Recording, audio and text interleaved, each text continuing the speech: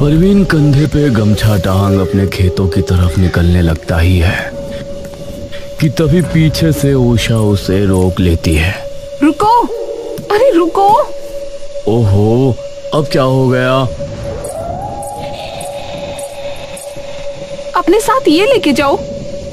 उषा एक काला धागा परवीन को दे देती है।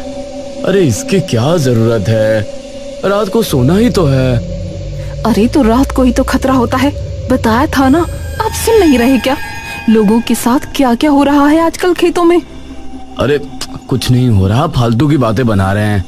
फसल कटाई का टाइम चल रहा है तो कोई चोर वोर आ गया होगा हाथ साफ करने।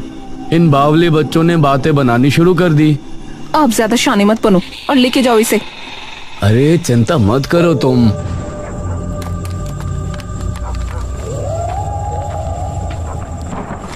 परवीन बाहर से एक मोटा सा लठ उठाता है और अपने खेत की तरफ चल देता है। तभी बीच रास्ते सुंदर और मंगल उसे आवाज देते हैं। अरे परवीन! परवीन पीछे मुड़ता है। अरे भाई, राम राम। राम राम भाई। और सुनाओ परवीन भाई, कहाँ चल दी सवारी? बस भाई वही खेतों की रखवाली। जब तक ससुरा ये कटाई का टाइम ना हो लेता तब तक यूं ही चक्कर बंधेंगे। सही में।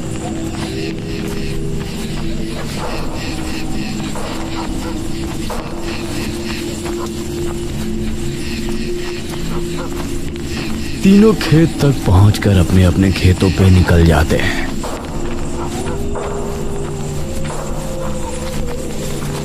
परवीन ट्यूबवेल के पीछे बने एक छोटे से कमरे में एक चारपाई लगाकर सो जाता है।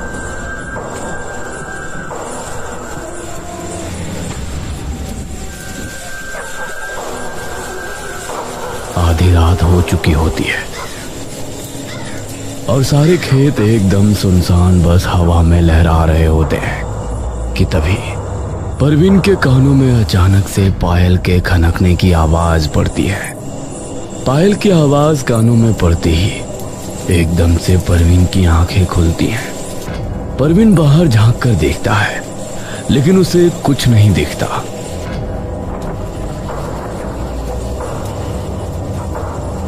परवीन कुछ देर बाद उसे नजरअंदाज कर फिर से आंखें बंद कर सोने की कोशिश करता ही है कि तभी एक बार फिर से उसे पायल के खनकने की आवाज आती है। परवीन एकदम से कमरे से बाहर आकर सुनसान खेतों में इधर उधर देखने लगता है लेकिन फिर से उसे वहां कोई नहीं दिखता। क्या चक्कर है ये? परवीन एक बार फिर से पलटकर अपने खेतों की ओर देखता है पर सामने सिर्फ हवा से लहराती फसलें होती हैं। सुंदर को अपने इतने पास खड़े हुए देखकर परवीन का दिल उसके हालत में आ जाता है। अरे बावली बुझ, एकदम से पीछे आके खड़ा हो गया मेरे। क्या है ये? चलो। परवीन ऊपर से नीचे तक उसकी ओर देखता है। अब कहाँ चलूं? वो किसी की खेत की फसल चोरी हुई है। और किसकी? मेरे खेतों के पास ही है। तुझे क्या हुआ फिर? सुंदर एकदम से उसे पकड़ लेता है और उसे खींच कर कहीं ले जाने लगता है बिना कुछ बोले।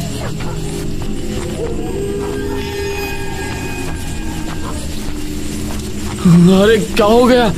एकदम से सुंदर परवीन को खेतों के अंदर से खींचता हुआ ले जाने लगता है। हवा की तेज गूंज और फसलों की सरसराहट परवीन की धड़कनों को अब धीरे धीरे बढ़ा रही थी। अरे क्या हुआ? आराम से चल ले। सुंदर की जुबान से एक शब्द तक बाहर नहीं आता। वो बस बिना रुके परवीन को खेतों के अंदर लेकर जाता रहता है। ओए, तो लेकर जा कहाँ रहा है? तेरे खेत तो दूसरी तरफ है। सुंदर के कदम अब और तेजी से आगे बढ़ने लगते हैं। परवीन की नजर तभी सुंदर के चेहरे की ओर पड़ती है। ये क्या?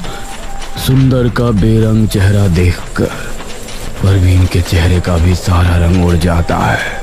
अब रुको। सुंदर नहीं रुकता और बिना रुके आगे की ओर तेजी से बढ़ता जाता है। परवीन का जहन अब एकदम सुन्न पड़ चुका होता है। उसका हलक डर से इतना सूख चुका होता है कि उसमें से एक आवाज तक बाहर नहीं आती। तभी परवीन को एक बार फिर से पायल के खनकने की आवाज आने लगती है। पायल की खनक से परवीन का दिल अब और दहल उठता है। ये आवाज तो सुंदर के पांव से आ रही है। परवीन हिम्मत करके सुंदर के पांव की ओर देखता है।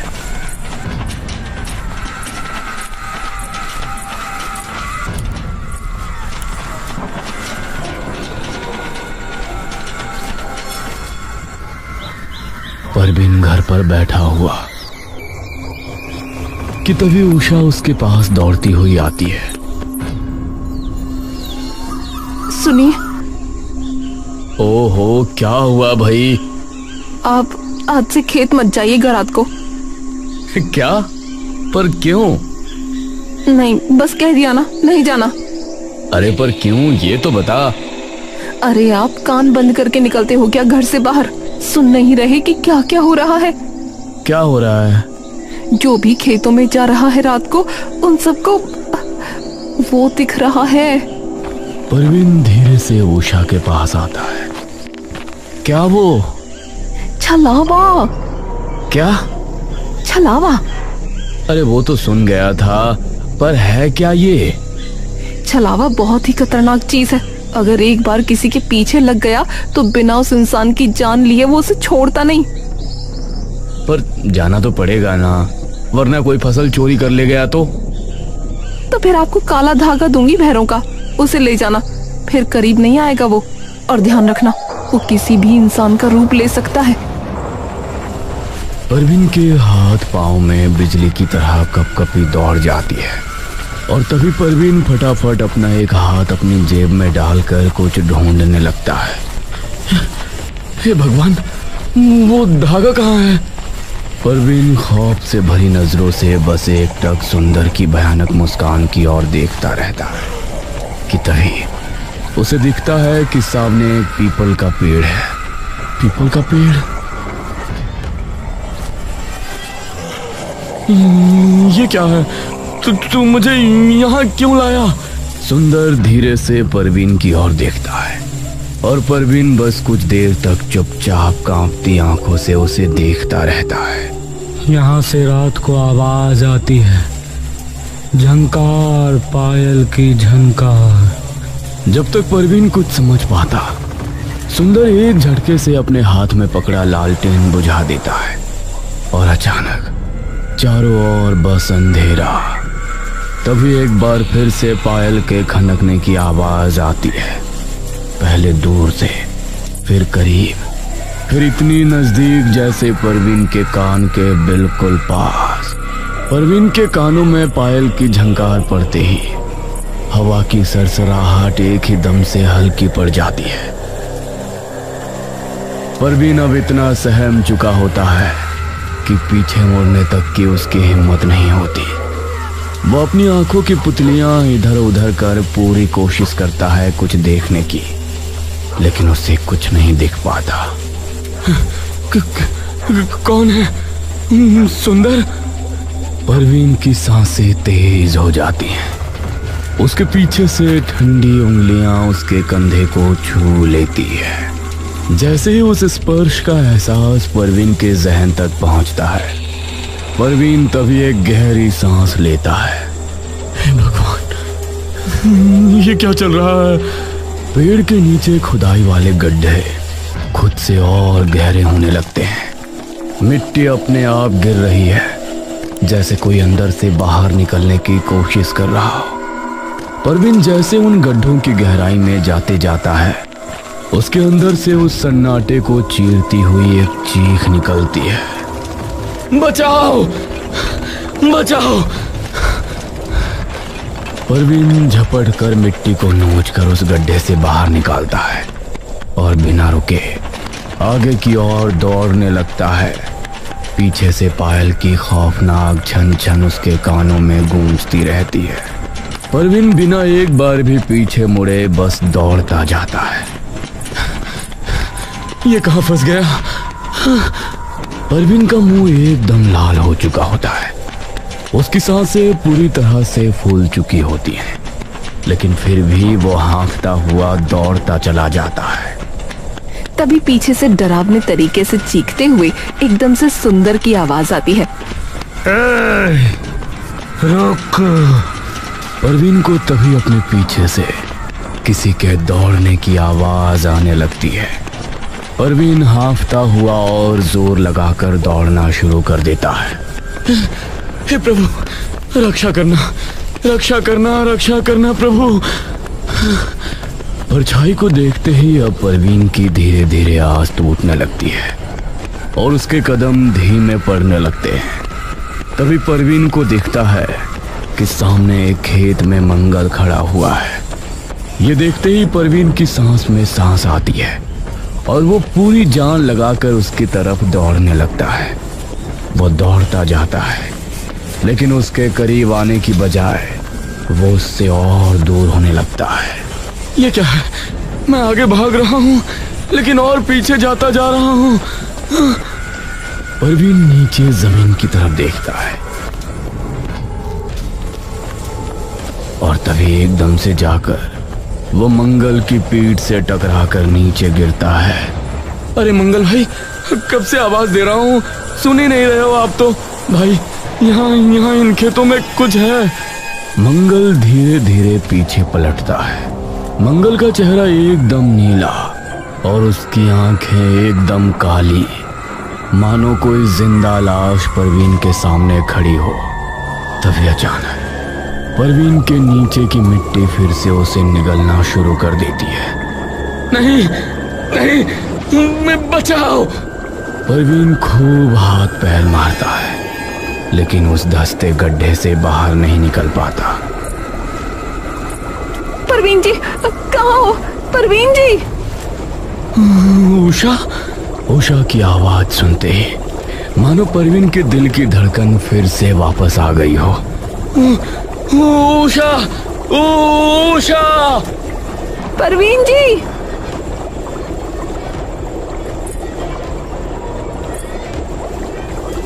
परवीन को तभी अपने सामने लालटेन की चमकती रोशनी आती हुई दिखती है। उस रोशनी को देख परवीन का चेहरा खिल उठता है। परवीन जी! उषा! यहाँ! यहाँ! परवीन जोर जोर से हाथ हिलाने लगता है। यहाँ!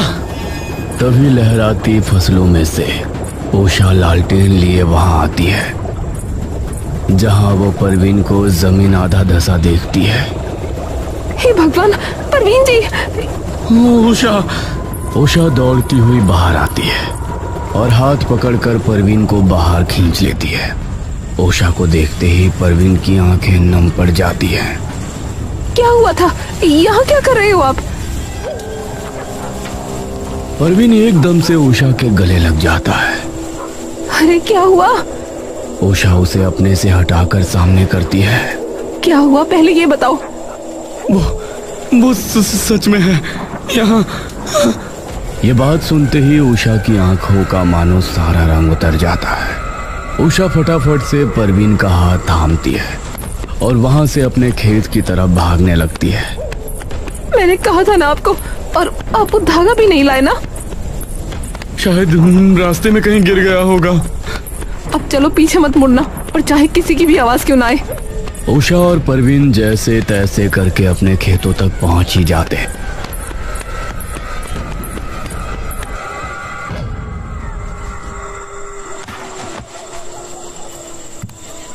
परवीन सीधा जाकर खाट पे गिर जाता है और हाँफने लगता है। हे भगवान, ये क्या था? तुम्हारी बेवकूफी।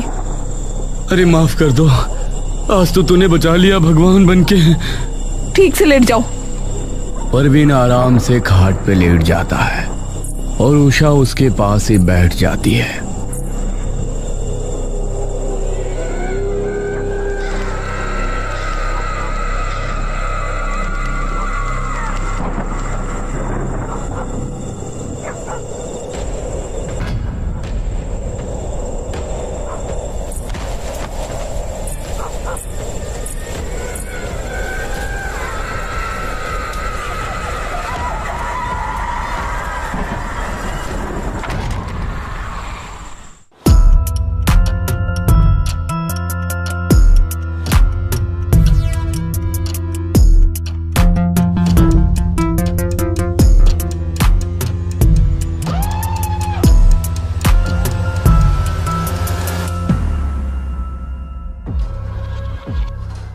दिल्ली के एक पुराने इलाके में एक होटल था, होटल अंशिका।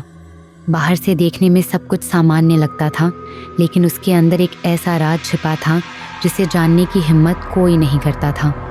उस होटल का एक कमरा नंबर 13 लोगों के बीच डर का कारण बन चुका था। कहते हैं जो भी उस कमरे में गया वो कभी वापस नहीं आया। एक रात रोहित नाम का एक लड़का वहां पहुंचा। वो एक वीडियो क्रिएटर था और उसे ऐसी जगहों पर जाकर सच दिखाने का शौक था। उसे भूत प्रेत पर बिल्कुल विश्वास नहीं था। उसे लगता था कि ये सब सिर्फ लोगों की बनाई हुई कहानियां हैं। सर, आप कोई और कमरा ले लीजिए। वो कमरा ठीक नहीं है। वहाँ पहले भी अजीब घटनाएं हो चुकी हैं। लोग रात में चिल्लाते हुए सुने गए हैं। प्लीज़ सर, मेरी बात मान लीजिए।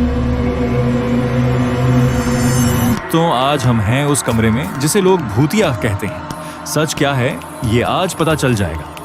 रात गहराती गई और जैसे ही घड़ी ने 12 बजाए, माहौल अचानक बदलने लगा। कमरे की लाइट टिमटिमाने लगी और दरवाज़ा अपने आप बंद हो गया। हवा ठंडी हो गई, जैसे कोई अदृश्य चीज़ कमरे में मौजूद हो। रोहित धीरे धीरे शीशे के पास गया, लेकिन जैसे ही उसने खुद को देखा, उसकी सांसें थम गईं। कौन है वहां? ये क्या है? कोई है यहाँ? उसके पीछे एक परछाई खड़ी थी। जब उसने पीछे मुड़कर देखा, वहां कोई नहीं था, लेकिन डर अब उसके अंदर घर कर चुका था। अचानक कैमरे में अजीब आवाजें आने लगी। तुम यहाँ क्यों आए? तुम्हें नहीं आना चाहिए था। अब तुम भी यहीं रहोगे हमेशा के लिए।